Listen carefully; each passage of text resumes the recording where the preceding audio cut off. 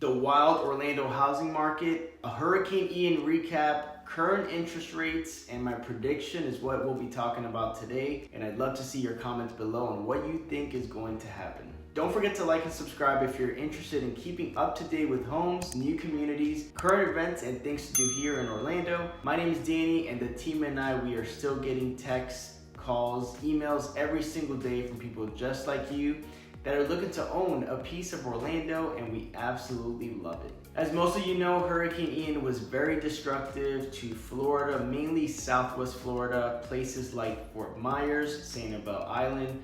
Over 100 people unfortunately have passed away from this hurricane. Many people lost their homes, and the towns that were affected are completely destroyed. Here are some before and after pictures of Fort Myers, which is one of the places that was hit the worst by this hurricane. As previously mentioned in one of my videos, Orlando doesn't get hit with hurricanes as bad as the beaches of Florida, and it proved to be similar in this one.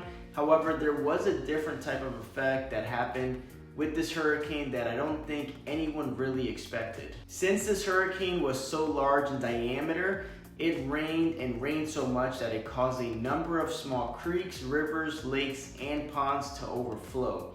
That overflow created a lot of flooding in certain pockets of Central Florida, which was absolutely terrible. There are a number of houses here that are a complete loss after this hurricane. A side note from this, I saw a few people swimming in the flood intentionally, and I guess they forgot that there are alligators in the lakes here. And here's a tip: stay out of the water as much as possible if lakes, creeks, and rivers flood. I don't think that's something that had to be said, but I guess so. Many homeowners were left without power for a number of days. I'm thankful to be one of the few that didn't lose power and that didn't get affected very much by the hurricane. And actually, I think that there was something that I did about a year ago that really helped me out. I removed 2 really tall palm trees from the front of my yard, which I don't know what would have happened if those were still there. I'm just thankful that they're not. So a quick maintenance tip is to always keep your trees trimmed so you don't have any damage when storms come through Central Florida. Now, to no surprise, due to Hurricane Ian, home sales were down over 40% from the week prior of 509 home sales. If you remember my market update from a couple weeks ago, home sales were down 40%.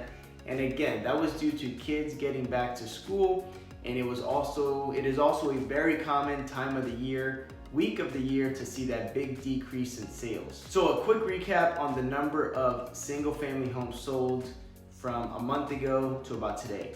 Home sales went from 653 homes sold to 390 due to school. Then it went back up to 501, then it went up to 509, and then last week 293 due to the hurricane. So lots of ups and downs, including the median price, which has gone from the peak of 430,000 to it being 400,000 very recently. So we've already seen over a 7% decrease in median home sale prices, which I'll give you my prediction on that coming right up. The reason that these home prices are decreasing and also the number of home sales are decreasing is because of the rising interest rates.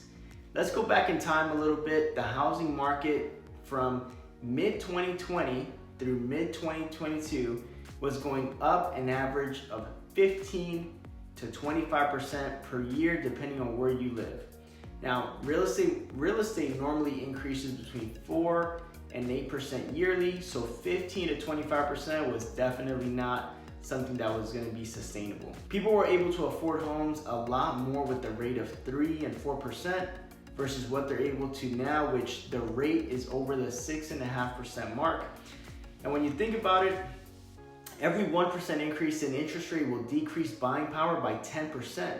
So with rates up 3%, that's about 30% less buying power. So with that being said, people can't afford as much as they used to just a few months ago.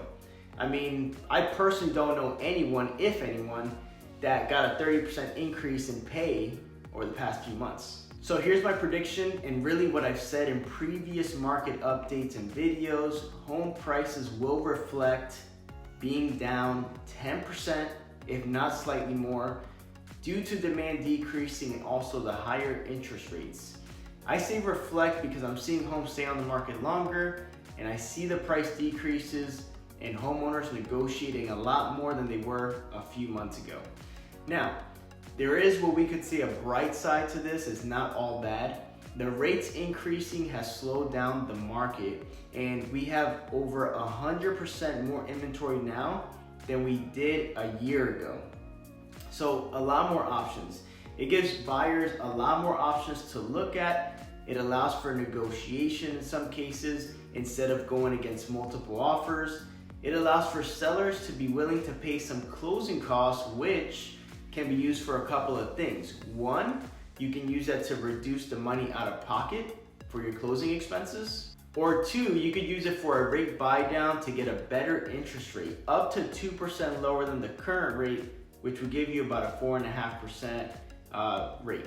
For more information on that, don't hesitate to reach out. We'll be happy to get all that information over to you. I really do think that right now we're in a good spot for people that are looking to buy because of those factors. And if you're a homeowner, here's a couple of options if you're considering a move. Try to keep your current home as a rental and start building some passive income. Or get your property on the market with an experienced agent like myself as soon as possible before things potentially get worse.